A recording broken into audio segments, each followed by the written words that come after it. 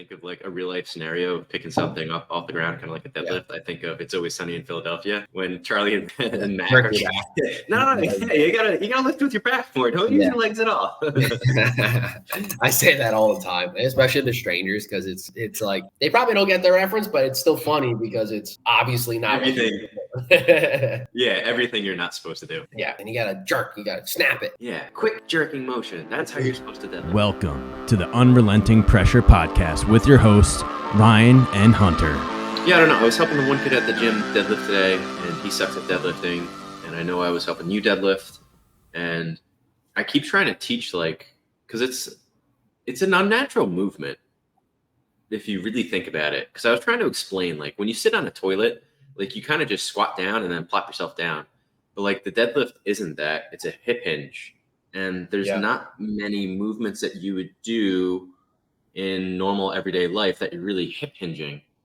Because he's having trouble, like, when he goes to pick the bar up, he'll start good hip hinging, but then I'll just start, like, completely rounding his back over to bend down and grab the bar. And I'm like, no, it doesn't look like that. Like, you got to stick your butt back. And as you reach back with your butt, that's how you, like, drop lower and lower. And it's an unnatural thing. So it was kind of interesting trying to teach him today. I think it's a like a middle trap and rhomboid weakness. Because it's like keeping your, like, back from rounding, you really have to, like, pinch your shoulder blades together. And, like, remember, the shoulder problem that I've had, that's gotten so much. One, the physical therapist was like, this is because your rhomboids are weak, too weak as compared to your other muscles surrounding, right? So you're getting an imbalance there, which is causing too much pressure onto your rotator cuff and yada, yada, right? That's where you're getting the feedback type stuff. But ever since I've been doing more middle trap and rhomboid specific activity, my shoulder have gotten a lot better. And I've noticed, even though I don't deadlift, keeping my shoulder blades pinched back, or rather just like activated like that, was always the hardest thing for me with deadlifting, because it's just, I just want to roll my shoulders forward and instead of, like, staying back like you're benching, right, and pinching those shoulder blades back. I mean, it's definitely a weird thing. I also agree, because I think I had this problem too, where it wasn't necessarily my rhomboids, it's like my mid traps, which are mid and lower traps, which are really hard to fire if you're not thinking about them. I have upper trap, sure, you shrug, right? But just like those middle, like, traps, it's just, I found a couple exercises with my rehab bands that, like, can target it, but it's still really hard to fire. And I agree. I think that definitely is a weakness for a lot of people, because unless you're bent over going to, like, pick something up and rowing it, you're never really using those muscles all too much. Yeah. I think what he was having trouble with, and I think it's just a hip mobility problem, that's definitely one of them, because he definitely rounds over in the upper back too. But, like, as he goes to push his butt back, his, like, lower back also rounds. But I think it's just his hamstrings are really tight, and he just doesn't have the hip mobility to be able to keep going back. So I was telling him today, like, just stretch the heck out of your hamstrings and your hips. Like, you have to loosen those hips out. It's just, from sitting in a chair for so long and not being, like, super active, like, that adds up over time. It compounds over time. So I think that's just one thing that he needs to unfuck before he really starts to try to deadlift. Yeah. I mean, how often is an average person bending over and picking something up, right? Like, off the ground completely? Like, you're never doing that. Not super often. Every single time I try to think of, like, a real life scenario of picking something up off the ground, kind of like a deadlift, I think of It's Always Sunny in Philadelphia when Charlie and Mac are no, you gotta lift with your back more. Don't use your legs at all. I say that all the time, especially to strangers, because it's like they probably don't get the reference, but it's still funny because it's obviously not everything. Everything you're not supposed to do. Yeah, so you gotta jerk, you gotta snap it. Yeah, quick jerking motion. That's how you're supposed to deadlift. I'm still not deadlifting. So I just did back yesterday, and it was a good workout. I'm struggling with the idea of cables versus dumbbell rows. I just get such a better tension with cable rows over dumbbell ones, and like consistent throughout the whole deal. But I'm grappling with it not being the traditional row, right? Like, so I'm talking about bent over rows. And I don't have a free barbell, so I can't do free barbells. Which, when I have done free barbell rows, bent over rows, I love that. I really do like that. And it's great for my lower back stability. And I do get a good feel in my both lats and middle and lower traps. But with dumbbell ones, I don't feel it as much or as well as compared to just getting like a rope on a cable and putting it low, taking a few steps back, and then just doing the same bent over row, motion. I just feel that so much better. So I'm like, I don't know. What are your thoughts on that? Like, I guess it dives into dumbbell or rather free weight versus cables in general, but what's your perspective? So my thing with that is I honestly don't really do dumbbell rows that much either. And I don't do bent over barbell rows that much either.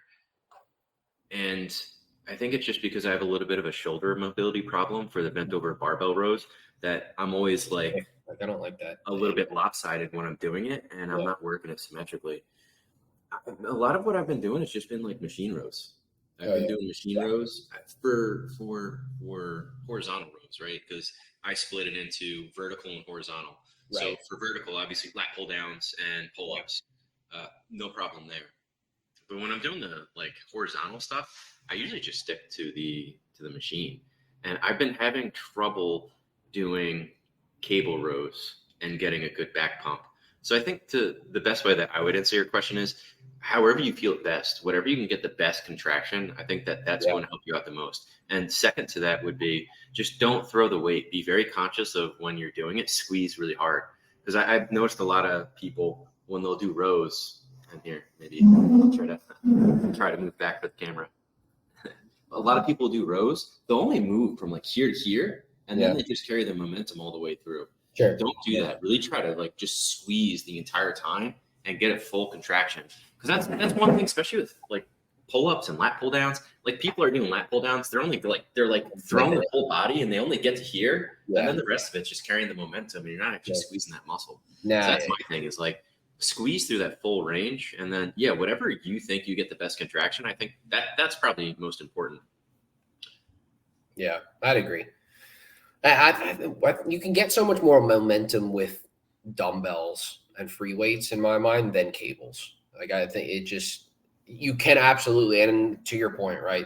Seated horizontal rows with the V bar, you're just doing lower back, hinges basically, and then flinging it the rest of the way. Some of these people that I see do it, or like they're like leaning all the way back, right? Where you're at like some 130 degree angle, right? And I don't think that's right either. It depends what you're trying to hit, right? I mean, when you bend over, you like lean forward, in an acute angle when you're doing the horizontal rows. That makes my lats fucking flame up. I'm like all lats doing something like that. And I take that same methodology when I'm doing machine rows too, right? Like if I'm lean forward a bit more, I get all lat. I realized like the further I go back to a point, it transfers over to more traps, but still lower in middle mostly. I was going to say it's tricky trying to talk about it over the computer because it's like it also depends on there's so many things that go into it. But I mean, depending on your like elbow angle, like are you going wide? Are you going narrow? Right? Yeah, I like more narrow. Or you keep your elbows close to you. For like mostly everything. And it ends up being a bit more lat. I mean, if I'm doing something lat, I have to be narrow. Like going wide, I'm like getting no lat activation.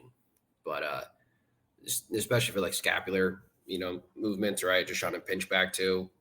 I understand the theory of being wider and helping that out more, but I still just feel it so much better if I stay within like 45 degree elbow range, which is why doing barbell is, I think, tough because you can't, right? Your hands, your hands are stuck at that degree.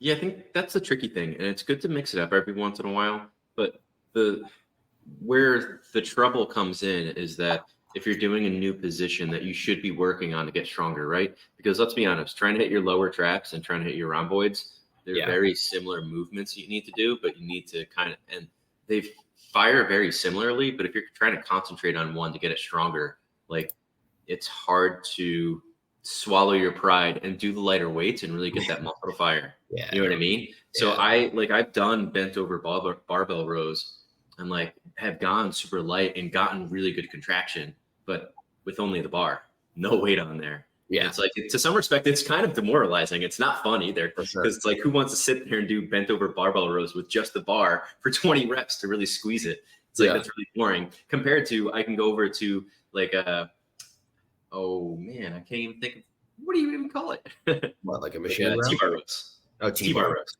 Oh yeah. Doing T-bar rows, I can put like 5 plates on there. And load them up. Yeah. As soon as you go over to that barbell and you got to lean over, I just can't contract the middle of my back the same. Yeah. So it's like, should I be skipping them? No, I should probably be doing them, just doing them lighter and really getting that contraction. But I mean, everyone's got that struggle, right? Your ego gets in the way. At the end of the day, as long as you're having fun and getting in there and working out, it's like, that's what's most important. But really, I should be focusing on that crap too, but I neglect it sometimes. Yeah, it's tough. That's why I think the challenge of it, or the game of it, is to find exercises that are fun for you still, but still hit everything that it needs to be hit, right? Like with me, with the cable rows, like I'm not even doing like seated ones because my gym doesn't have the bench to sit on, so I'm standing.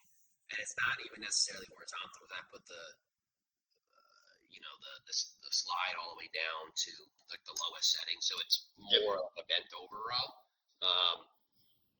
But I like it too, and like I really like. I can get a fucking like sick upper trap pump doing that same activity if I just loosen my form. You know what I mean? Like if I just end up shrugging and keep my shoulders out when doing it, it's like an awesome upper trap exercise. The same thing when I'm sitting on a horizontal one and do it. If I just allow myself my hands to go higher, I get like an insane upper trap pump.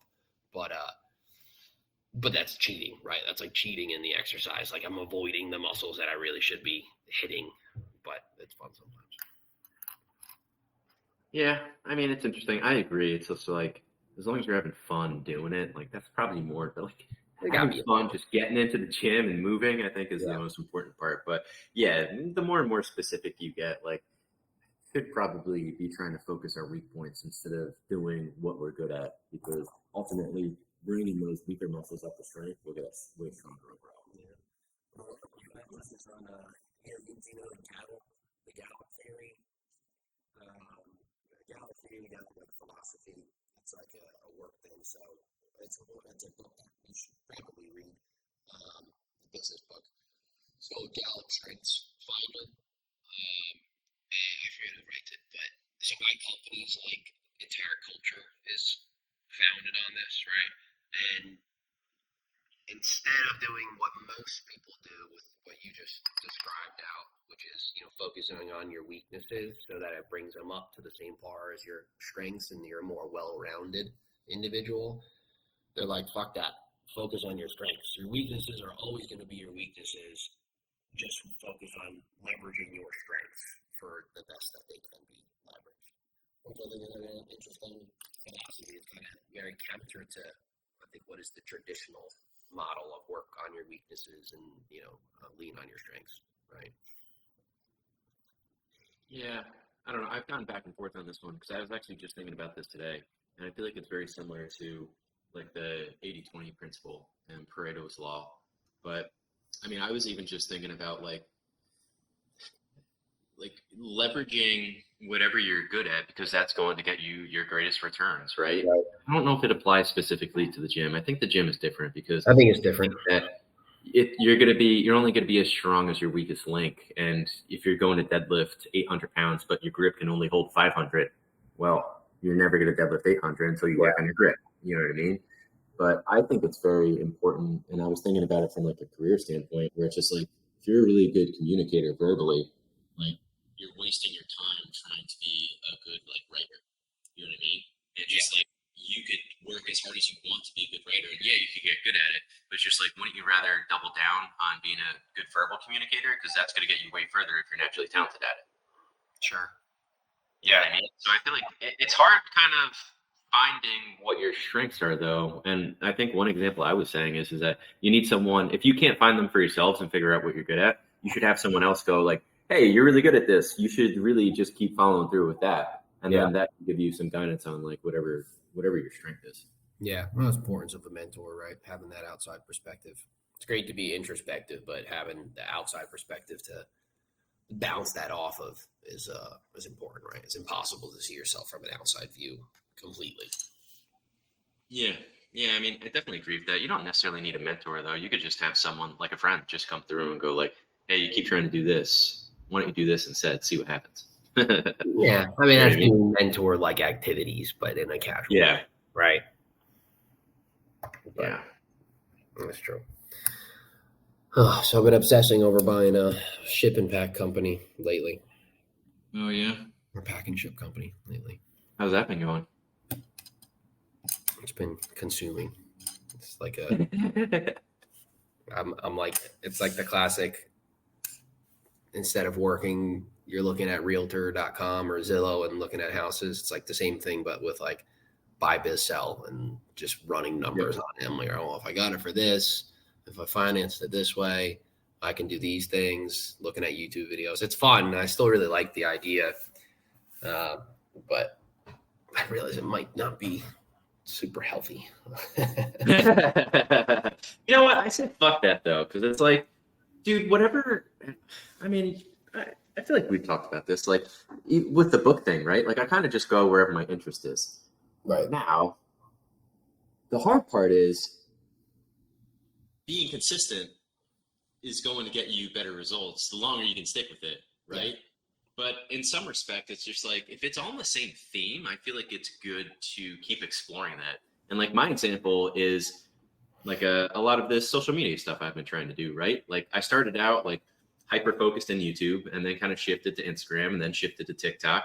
And then shifted to like online writing, shifted to like web articles. And now I'm coming full circle. And I sent you those videos that I was making that other day. Yeah. And like all of those lessons that I spent a lot of time like learning that video stuff.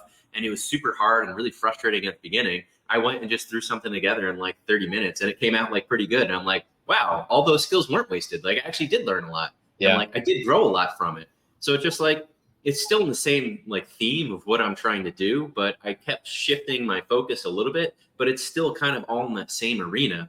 And I feel like it like came through and it like, not that I used it for anything in particular, but like, it was interesting to see, like, I kind of thought it was a waste of time, but maybe it wasn't a waste of time because I actually learned a lot from it. Yeah. If that makes sense. And no, like, it's going to come back to serve you one day. Right. And I think there's just, there's a threshold you cross when it becomes unproductive. Right. So like if you're always bouncing between things and in a prolonged manner, right, like talking years, then you never find the summation of that effort, right? Like, you know, you're touching through a bunch of different socials and then you land on, all right, YouTube, and then you power through on YouTube.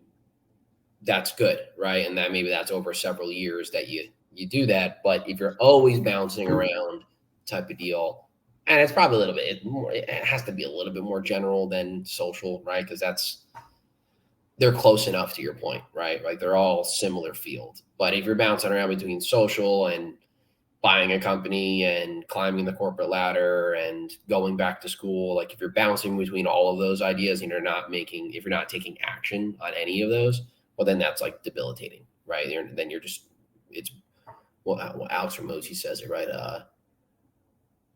Mental masturbation, right? Where you're just convincing yourself that you're making progress, but you're not actually. Yes, I do agree with that. I don't know. It's tricky because it's just like you only ever know if something was a waste of time in hindsight. If you'd excuse me for one.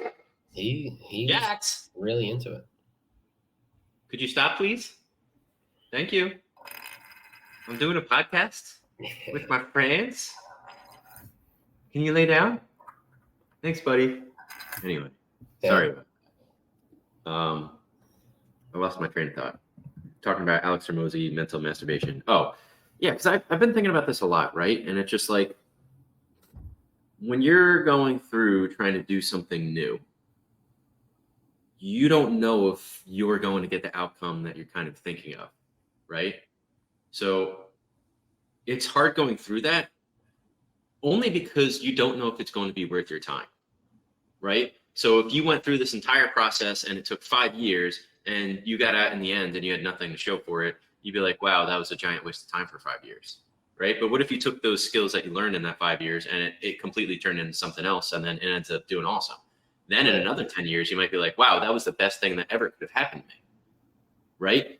But the hardest part is that as you're going through it and you don't know where you're going, I don't want to say that too much, but like you have an idea of where you're going, but you're not really sure of the steps of how to get there. The only thing that you can do is trial and error as you're moving along. And I think the most frustrating part and why so many people always ask like entrepreneurship questions, it's like, you just want to know if there was a better way to do what you're doing. But a lot of times there isn't a better way to do what you're doing. But I feel like that's where learning comes into play. And Alex Hermozi talks about it, right? Where it's just like, if you could pay, like you could either learn those lessons over 10 years or you can pay someone to teach you those lessons and you can learn in a year. Right. And I think that's the only like downside to it is just like efficient use of time. If that makes sense. Because I feel like I'm kind of in this similar situation where it's just like, I'm doing all this shit and I don't know if it's going to work. I have no clue if it's going to work. I'm kind of pulled towards it. And I feel like it's something that I should be doing and I need to be doing.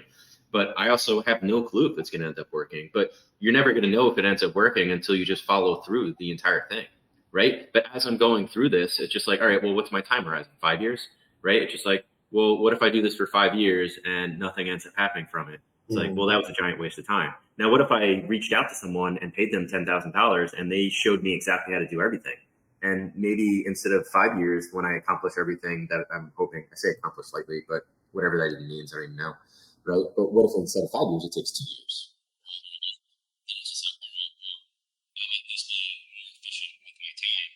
You still need to go through all the trial errors and learnings, but someone could help you speed up those learnings so it doesn't take 5, it takes 2. Right? But like you still don't know if it's going to pan out at all. Could not. That's the faith, right? The faith aspect of entrepreneurship, right? You got to kind of just believe that it will.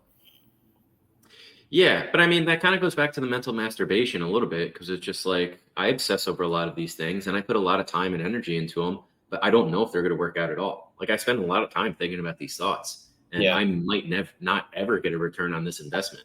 Now, is it necessarily a bad thing that I'm still like really thinking through some of these ideas? Like you could go either way on that. You know what I mean? If nothing works from this, you could be like, yeah, that was a fucking waste of time. But I feel like you can only tell in the future looking back. You can't tell in the moment. And that's the hard part because it's the ambiguity of you don't know if it's going to work. Yeah. I don't know if that's like mental masturbation though, because you're doing action still, right? You're taking action. And so that's not mental masturbation. That's, putting in effort. And if it doesn't work out, then it was a less ROI on your investment than preferred, right?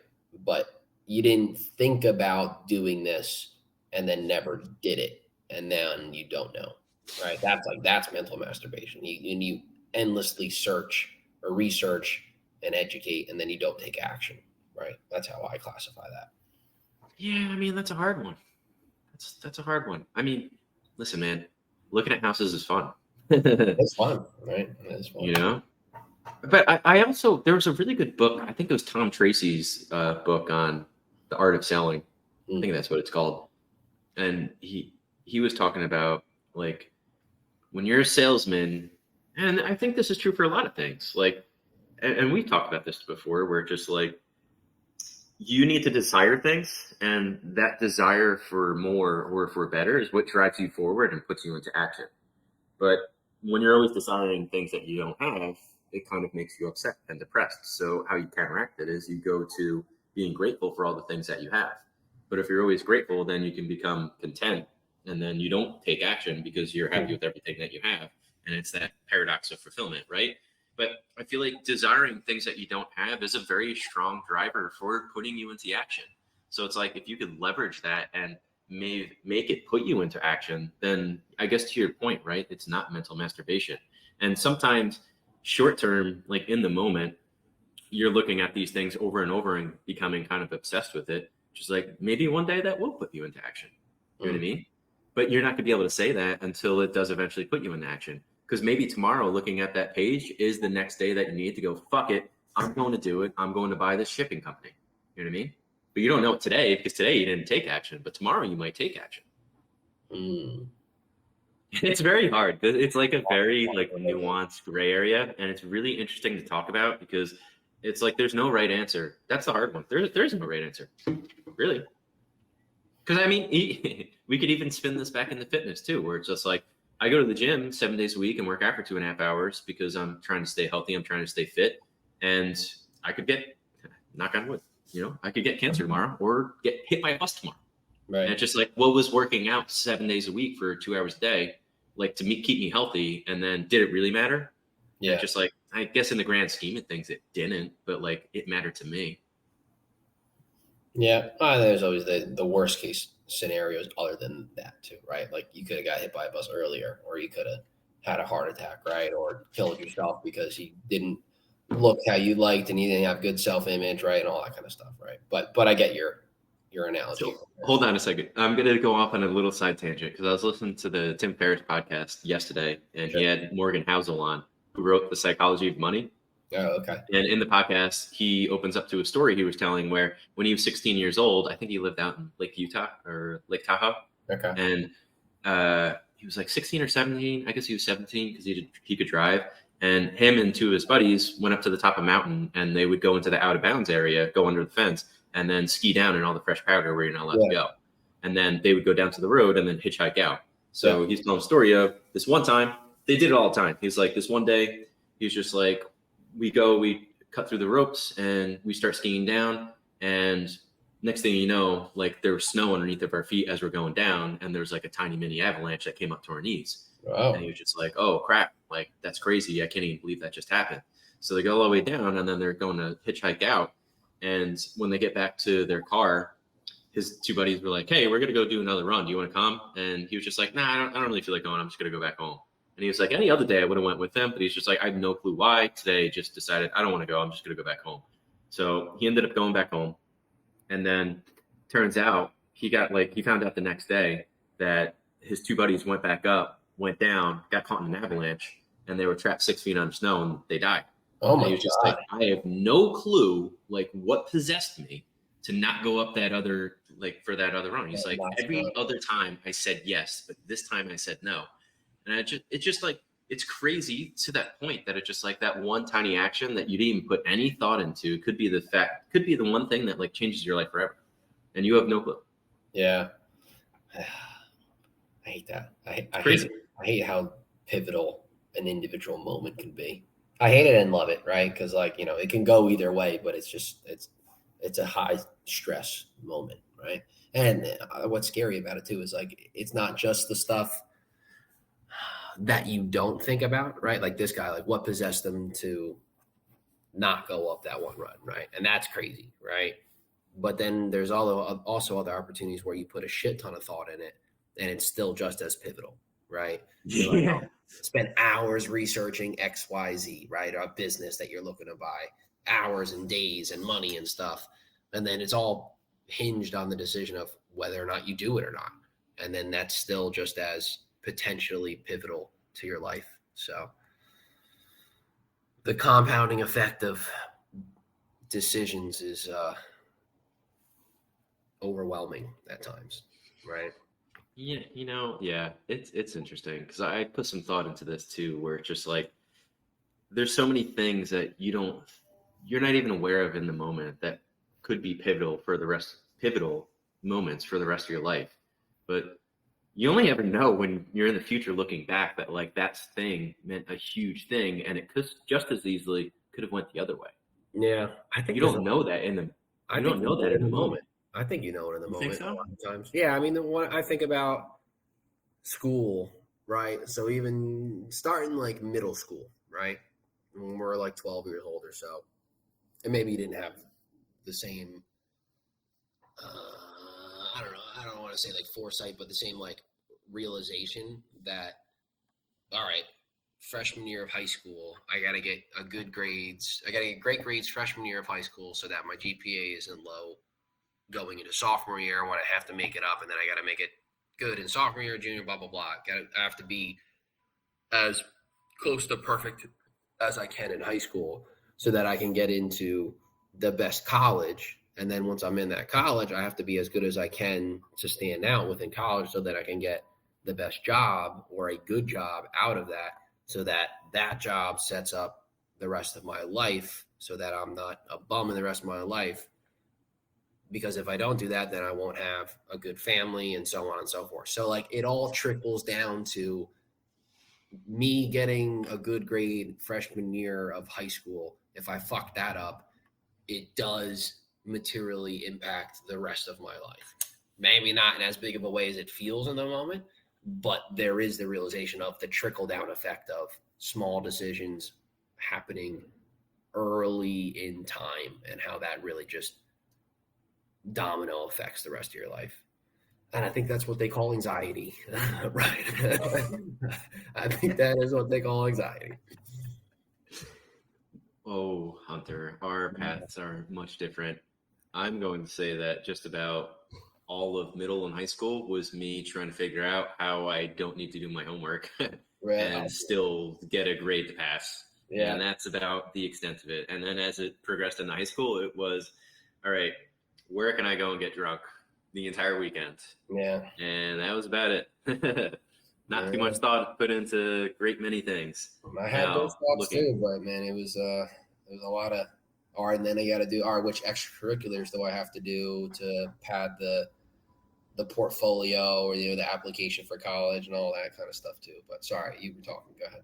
No, I mean, to your point, it's just like, I think about why I was such a lazy piece of shit in high school. And it's just like, I don't even care about being a lazy piece of shit in high school. The one regret that I have is just not reading. I wish I read more. Sure. Yeah. Looking back over everything that's happened, whatever. I know a lot of people talk about this, right?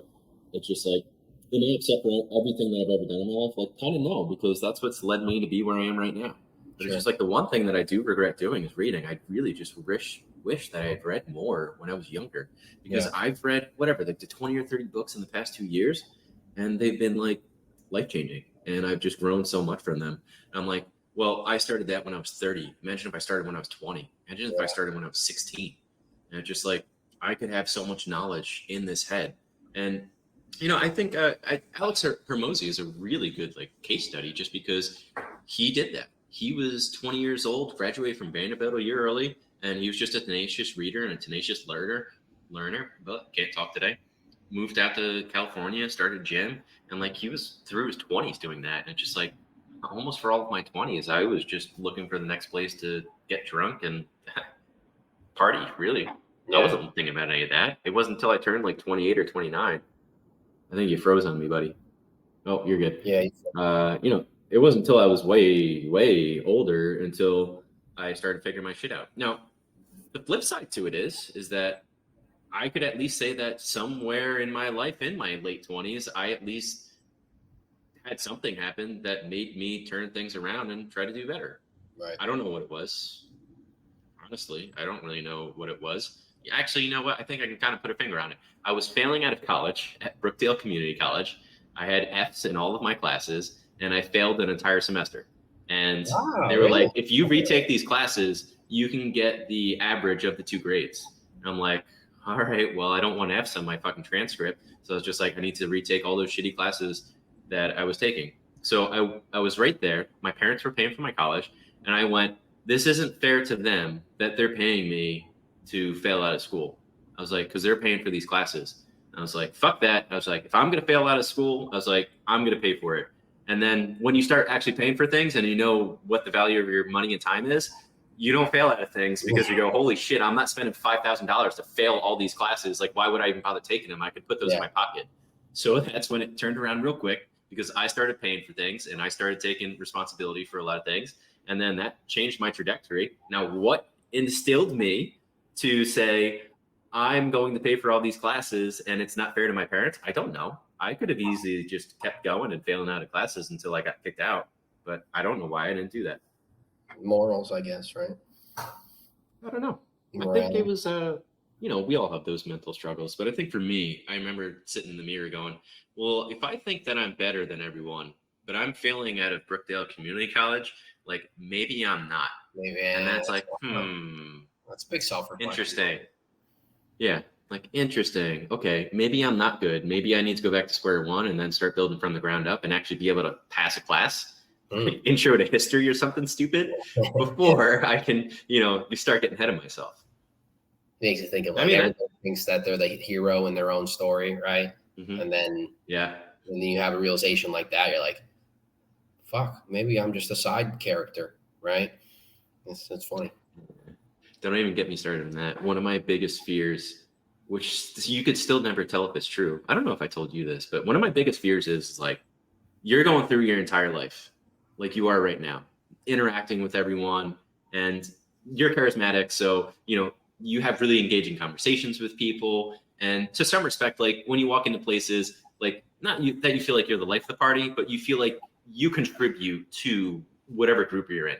Sure. Now, my biggest fear is that, like, what if I had like, man, what's the right word to say this?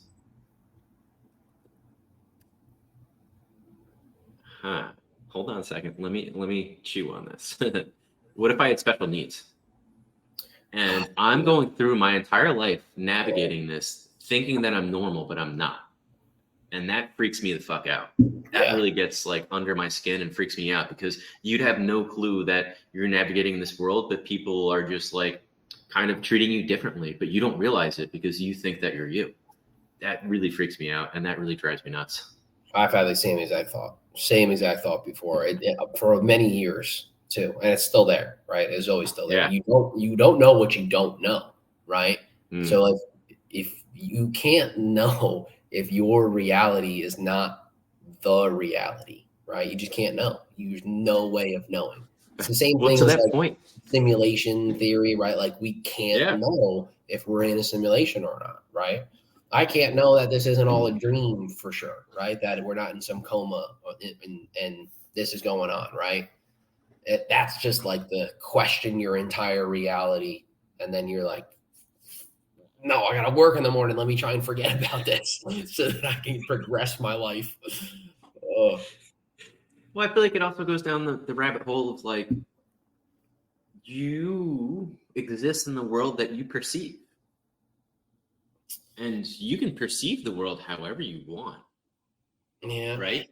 Now, there's some inherent designs in the human body and the human brain that kind of make you see things like differently. But I mean, the entire I was listening to a podcast not that long ago. I don't remember what it was, but it's just like your brain is basically locked in a vault of fluid inside of your skull. And it's just like the only way it interacts with the outside world is through these sensory inputs that inputted electrical signals. And it's just like, that's how your brain is navigating this world. And it's really interesting when you're really thinking about that, because it's like, oh yeah, it's in a dark, locked room and it can't actually see anything. We just have these sensory inputs that are electrical signals, and that's how it navigates this world, which is really interesting to think about. But it's just like, you can kind of perceive the world however you want to.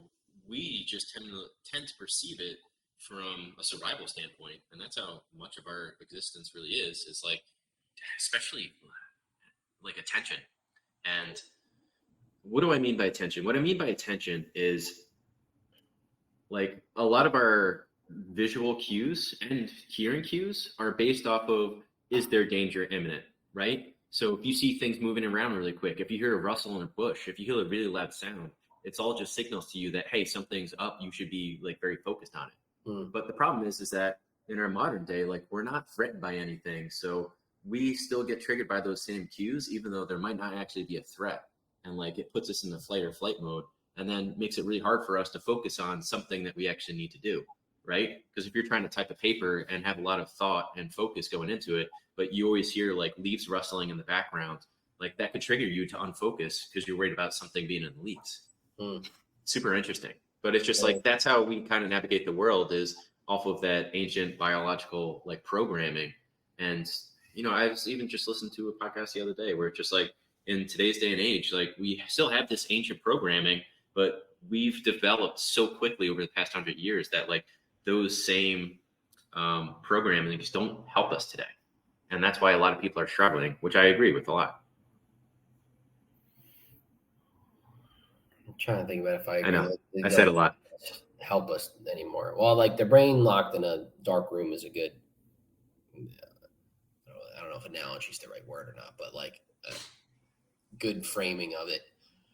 But my thought was, who's to know that those sensories haven't been corrupted, right? Like if your entire reality is just your brain interpreting senses and then like chemicals and all that kind of stuff, who's to know whether or not that's been messed with in some type of way, right? Or not even messed with, just incorrect, right? It's just terrifying. It's so debilitatingly terrifying of not knowing what is real for sure, right? You just don't know. I can totally see how people will go schizophrenic, right? Because it's just like, how could you ever know? You don't really know. All you have is belief that it is, and then enough other people collectively agreeing on it as well, right? It's just fucking crazy. Just wild to me. How did we go down this super I don't know. philosophical type black hole? It was probably me. It's my fault. I take responsibility. You go back to that packaging fella. So like I've been watching. There's a lot of really good videos on it actually too. But I like the business model of it. So I actually reached out to. I found 2 of them for sale. There's been one that's for sale in Monmouth County for like at least a year. I've seen it on there. So I just reached out to them yesterday. I haven't heard back yet, but they're asking $165K for it. They do $200,000 in revenue, and they cash flow supposedly $65,000. So like if it's managed by somebody else, right? Like if they have an employee in place who's running it, and the $65K is just a distribution for like owner's discretionary income type of deal, that sounds good to me, right? Like get a loan. Just an extra $65K in your pocket that you could reinvest, even if you reinvest half. Yeah, well, my thought would be like an extra 30-something K. You do seller financing, right? Do seller financing over 5 years, and let's just call it $150K. All right, so over 5 years, that's $30K a year that you got to pay back, and then interest on it, but around $30K every year. So you take $30K of that 65 cash and pay your debt for it, and then now you have $35,000 that's going directly in your pocket as is, right? With the company as is, and then the thought, right, would be to improve it, right, and increase the flow of it. So I like that idea, and the big draw is the mailboxes. That seems to be like where the money's at with these types of things, is those mailboxes. And it's kind of like mini storage units. I think we've talked about this a little bit before, and they're real sticky too, where it's like a Planet Fitness membership, right? It's $20. Is it worth going all the way there and canceling it? I'll just leave it. It's $20. It's one lunch for the month, right? And I'll just forget about it. So then they're just always there, and then it's a lot low touch. Market wise, like macro economics wise, it's a business you can pass inflation on through it, right? So it's not like a degrading margin industry. And then it's also leans into how virtual we all are now, right? You buy all your shit online, right? It's not a brick and mortar store. You're getting deliveries through it, and then like returning Amazon packages through it too, right? Which fits the model of where we're all at too. So I really like the industry. I just got to figure out how I can get it done. And then also like if it's something that I do supplementally, or quit my job and run it and then like buy another one and try and enterprise it that way. I mean, I think you're taking the best route, which is try to seller finance it, keep your main job, figure out the business through this one. Because to your point, as is, it's pulling in $65K cash flow, right? And just like you can reinvest what you need to back into the company with that, and you're taking home extra money as you're paying this off, and learn the ropes. And then once you learn the ropes, then maybe look to expand and buy another one, and then like quit your job, right? Yeah. But I think you have the best decision ever, which is you're already at your job making good money. And if you did buy this seller financing, that's nothing out of your pocket. You don't even lose any purchasing power. And then you learn the ropes. And, you've done a lot of research on this already. So you've already like delved into like the pack and ship for the most part. And you've been doing a bunch of research on it. So it's like you already know more or less what you're getting into as well. And you already know the business model, so on and so forth. So I feel like it's a natural progression for you. It just whether you want to pull the trigger on it and if the deal works, if you negotiate a good deal. Because maybe there's I guess there's the biz buy sell, right? Where they have the website, but maybe if they want to come to different terms, maybe they want to be paid out in a year or 2 years, Maybe that was right. Yeah. And that's a tough thing. Generally, it seems to be seller financing is typically anywhere between like 3 and 7 years.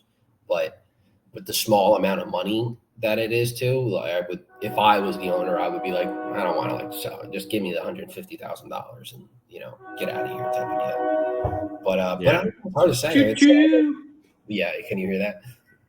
Sorry. It seems to be like such like a buyer's market for businesses right now under a certain value because they're all baby boomers. Like every website that every company that I see that's for sale, they're always selling because they're retiring, right? And I've sent you those statistics before that I see, right? There's so many people. Yeah, Cody Sanchez talks about it all the time too. Yeah, exactly. I mean, I love her. She's great. It's true. She's the one who turned me on to the pack and ship. She has there's like another influencer of like a friend of hers, which bugs me that I don't remember her name, but she's out in Las Vegas and she's got a bunch of different companies, but she started a pack and ship. Like she went to one of the ones that was local that she had been going to and was like, hey, I'll give you $10K if you let me intern for you for 2 weeks. Because I want to open up one of these in a different area that won't be competition for you, but I need to learn it. So she did that and then opened 2 up, and then got the role in that way. And she like fucking kills it. She does like $500,000 each in revenue. So the other one that I found in Pennsylvania, there's one in Pennsylvania that I just signed an NDA about, but their posted revenue is $850,000 out of one pack and ship store, and they're like, and I did research too for like UPSs and such. So it seems like UPSs should be cash flowing at like I think they said at like a 40% margin rate. So like your cash flow, they are saying like profit, and profit isn't the same thing as cash flow, but based on just looking at what's available information wise, I can't see the profit of it. So I'm just running with cash flow. But anyway, so like a UPS does like 44% cash flow versus revenue, right? So like profit against revenue, net profit, which is a huge margin. Realistically, it's pretty dang good. The only thing that I feel like would suck about the UPS store though is you have to pay like a franchise fee. No, so that's my point. Is so like those do like 44% margin with their franchise fee and all that. With it, yeah, and then that compared to this Pennsylvania one that's doing $850K, logic says that it should be doing $450,000 in cash flow. They're not. They're only doing $130,000 in cash flow. So what are their costs, right? Like why are their costs so much higher than what a standard model UPS is? Or this other one in New Jersey that has more similar to the UPS, right? They're doing 200 in revenue and they're taking home 160 or whatever it is, or not 160, 65 in cash flow. I'm like, okay, that's kind of closer to that 40% margin, right? That makes more sense. Why is it this one doing that? You know what it is? Those smaller, like non-UPS ones or non-FedEx ones, you probably have to pay like a fee for UPS to include that in the route. You probably have to pay those shipping companies.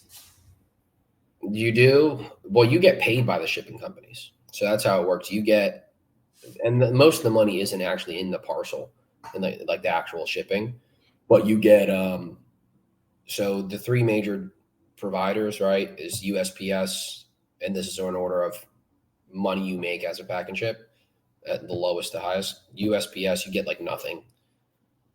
UPS, you get like 50 cents or something like that per pickup. And then FedEx, you get like $1 per pickup. So those companies pay you that whenever you have a package to pick up. So even if it's like not something you packed, it's just, hey, I have and then like there's an Amazon pickup aspect of it too, which I have to figure out that and how you become a partner for them. I heard that's a little bit harder, but hey, I got a package that I need to ship. I already printed out the label, already packed it up, I did everything. I just need to ship it. You drop it off and I want to send it UPS. That's where you get the 50 cents. If somebody brings an item and say, hey, I need to pack this up and ship it for UPS, well, then you get margin on the box, the actual printer, the actual printed label of it, and then the drop off pickup by UPS too, right? So like you get multiple aspects there. Yeah, I think to your point though, I feel like most of the profit really comes from the PO boxes that you have on site, right? So it's just how can you market it and convince people that they need a PO? Yeah, so like the Las Vegas had a good perspective on it, or a good offering, because to set up companies in a state that you don't reside in, you need to have a registered agent. And I do this in North Carolina for my business. And you could hire a registered agent, but then you also need an address too, right? So you can get a PO box from USPS, but it says PO box on it, right? Which if you were getting, an involvement with anything that had a PO box, you'd kind of think, oh, this is a little shady, right? You give you a little bit bad vibes on it. By getting one of these mailboxes, you don't get that. You get a street address. You get, 101 Pennsylvania Avenue, Unit 350B. Yeah. Which is like your mailbox, but it's a store as well. Like it's the actual street address. So that's like a big sale of it. Now Vegas has preferential business, or not Vegas, Nevada has preferential, business laws, which is why a lot of people set up companies in Nevada. Now, do people set up companies out of state in PA and New Jersey? No, not really, right? So I'm like, all right, well, maybe that would be a detractor or a limiting factor for getting people to sign up for the PO boxes or the mailboxes. But the big sale that I thought of, or the big selling point was, especially in this area, like around Philly and stuff, I see videos all the time of people getting their shit stolen, right? You get a delivery, get stolen right off your stoop all the time. And the high crime in the area, okay. Interesting. So the sale, the marketing would be, are you getting your packages stolen? Why don't you get a $20 mailbox and we'll hold your packages for free? And you can just come pick them up whenever you want, right? And then it's under system, key or, lock and key type of deal, right? So now you have security around it. So I'm like, oh, well, maybe that's the what do you want to call it? Market differential. Yeah, selling point. Right? Yeah. Yeah, the value prop. Interesting. I actually like that. I mean, the hard part's just going to be, getting, number one, letting people know that exists. And then number two, getting people in the door. I mean, I think the best way to do it is just convenience. How can you make it as streamlined and easy as possible for them to sign up for one of those boxes? Yeah. Right? Because if it takes them, they need to come in, fill out like 20 documents, this and that, just like slim chance. But if you can somehow have it so that they like have to do two things, or I think the bigger thing, which there's someone on the same line. I'm going to change topics just a tiny bit, but I had some guy here. They were trying to sell like roofs, and he was trying to get me to sign up for like them to come out, inspect my roof, and give me a quote on my roof and do measurements and stuff. And I was basically, because they were like, it was actually a good deal, because they were like, yeah, we'll come out and we'll do the I don't want to say quote, estimate. They'll do the estimate for free. Yeah. And then they're like, you can hold on to that estimate. It's good for a year. So if you want to call us back in a year and use that estimate, like, you can do that. I'm like, actually, it's a pretty good idea, because I'd love to know what you guys think that the cost of the roof would be. Yeah. And I was like, all right, cool. Signed up. So then I go back in and I'm talking to my wife, and she's like, oh, how long is it going to be? And I'm like, I agreed to this. They're coming at 1 o'clock tomorrow. But I'm like, what if they take fucking 3 hours? I'm just like, oh, I'm not doing that. You know what I mean? So I call him up. I'm like, hey, guy. I was just like, appreciate you coming out. I was just like, how long is this going to be? And he's just like, oh, like we need both of you there. Like, and it takes about an hour and a half. And I'm like, is there any way you can chop that down to 30 minutes? He's like, no, we have our standard process. And I'm like, no, thanks. Cancel it. And he's just like, sorry to see you go. And I'm like, dude, here's what they should have done. Bad sales. They should have. What's up? Bad salesman to be like, right when you say no, to like, okay, and then take that and let you go. But sorry, go ahead. Well, also yes, but I'm crunching this story a little bit. But I just remember thinking, I'm like, you know what really would have sold me? If they came out, did all of the measurements and did everything before I even was home, and then came up and was just like, hey, we did this. This is your estimate. Like, if you want to talk, let us know what you think. Yeah. And I feel like doing that little bit of extra work, which, let's be perfectly honest, to do an estimate on my house, granted, some houses might be different, right? Or might be like private properties. But I'm like, if you could do that work for the people before you make that sale, I think it just goes a long way. And they weren't willing to do that. Like, if they had come and done an estimate on my house, I would have been like, yeah, dude, come over. Like, let's talk through it. But no, they were trying to take my time, like an hour and a half of my time. And I'm like, I'm not doing that. Oh man, they could have done that so much better. They could have been like, I know. Both of you don't need to be there. Nobody needs to be there as long as you sign the waiver type of deal. What's the square footage of your house? If you give me that, I can give you like a rough estimate right now, but it'll be non-binding until we show up, blah, blah, blah, like all that shit. Like, there's so many different ways they could have handled it. Well, Alex Hermozi talks about it where it's just like he'll be getting people come into the gym and they're not the person in power who makes the decision. Yeah. It's the other person at home. So I thought it was a pretty smart move on their part. Like, all right, let's get both people there so that the one who's making the decision is also there. And I'm not talking to someone who's bullshitting me. Yeah. Now I get why they wanted to do that. But like, once they realized they couldn't do that, that shouldn't have been their disqualifier. You know what I mean? Yeah. My mind, at least. Yeah. But yeah, that's interesting. I mean, that's why I want to buy a business. I feel like there's like so many lessons that you can only learn by doing it. There's so many dumb people who own businesses and are mildly successful, right? Moderately successful. And it's probably narcissism, but I'm like, I could do it better than them. Like, if they did a lot, and I respect whoever it is putting in all the hard work of building it. But if I could just steal that, right? Pay for that hard work and then jump in and then improve or innovate. I feel like that's like the sweet spot. Like, that's like where my sweet spot would be. So I just, that's what gets me.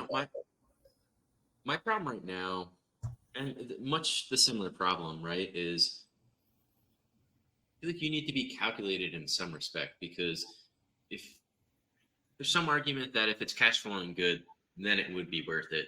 But even if it was cash flowing good and you go into something that I say passionate loosely, but like you're not even interested in, but you just take it just because the cash flow is good.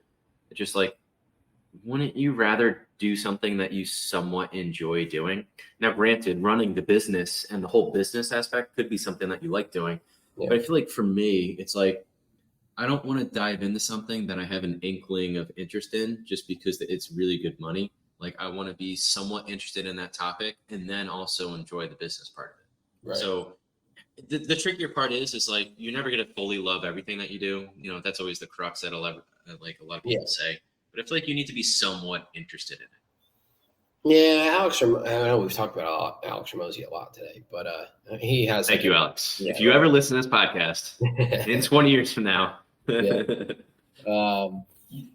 He's like, nobody's passionate about their work. You find passion. You're passionate about things that you're good at, right? And so you do the thing until you're good at it, and then you find the passion at that point, which I've grappled with that idea, right? Because there's some things that I'm passionate about that I'm not necessarily great at, but I guess I'm not bad. But I guess I'm not bad at them either, right? I don't know. Yeah, it's tricky. I just don't. What scares me, and this is probably why a lot of people don't buy businesses, is you get it and you end up hating it. But to that point, you don't know until you do it. So you kind of just have to do it. Yeah. Well, that's just what kind of investment. No, it's hard. Right? Like, are you doing things for money and success and what you can do with that? or like the challenge of it, right? Like the challenge of running a business, or you actually like the business itself, right? You fucking got it hard on for shipping shit and you want to be around a bunch of cardboard, and like that's just what you like. Oh yeah, baby. Yeah. Oh, is that double ply corrugate? Oh yeah. Oh yeah. So, I don't know, man. Yeah, I don't know. I just love, man. what I'm passionate about is like the passivity. I don't know, the passiveness, I guess, of owning a business and having somebody else run it. I just love that. Yeah, I mean, my thing, and a little bit off track, but like the reason why I'm just so turned off by that other company I was looking into buying was just like being able, like getting it and then not being able to make the decisions, but you still have all of the risk. And like that's just one thing that just like is killing me on that deal is just I think it's a great opportunity, but if you can't get in there and start making changes right away and improving on it, it just I don't know. I just don't know if it's worth the time, energy, and or hassle. Because it's like, am I interested and passionate about construction? Kind of not really. You know what I mean? So it's like, is it a good fit? I'd rather something I'm a little bit more. Now, recently I've been very passionate about like business and learning all the aspects of business and sales and marketing and operations and things like that. But I don't know, just jumping into something that I do have some background in it because I told you I used to work construction back in the day. Yeah. But it's just like I don't care for it at all. So I don't know if it's necessarily a good fit, which is why I've kind of been like turning away from it. Yeah. Yeah, it's tough. I mean, I can talk about structuring the deal so that it considers the risk and all that kind of stuff. But I get your point, right, about it. It's tough though, because you only have access to what you have access to, right? Like you might be super passionate about computers, right? Or, coding or some shit, right? Something, but if you don't have any access to buying a computer manufacturing company or manufacturing semiconductors, right, in Taiwan, if you don't have any access to any of that, then it's pointless, right? So it's tough. It's like making the best decisions with what you can make decisions on, type of deal. Well, I mean, this is a good segue into what I'm trying to do right now with unrelenting pressure. Is like I don't get any return on this investment. It cost me money, and I don't have any following or anything. But it's just something I feel like I need to do. And I think it's fun and I'm passionate about doing it because like it's my idea that I've created from scratch, from nothing. And like trying to lead it and will it into existence is exhilarating. Yeah. And I feel like I don't know if, and to that point, like we were talking about earlier, like I don't know if it's going to work, but I'd rather give this my all and try to see if I can take this somewhere. And if it doesn't, I can at least look back and go like, I tried. I did it really hard. I did it for 5 years. It didn't work out. It's okay. At least I know that I tried to like make this happen. And the deck was stacked. Oh my God. The deck was stacked against you. Excuse me. The deck was stacked against me. Yeah. Yes. Yeah. I'd rather go through because it's like, I feel like a lot of people talk about it, but just like, I'd rather look back in 15 years and go like, I tried it and it didn't work, but at least I tried. Yeah. And I could say more than most people with that, at least. Yeah, absolutely. Yeah. Trying is like, you know what I mean? Trying is 95% better than, or it's better than 95% of what people are doing. Right. Would you see that? I think that Instagram thing the other day, I think I took a picture and sent it to you, but it was from Alex Hermozi. He was just like, to be in the top, like 5% of podcasters.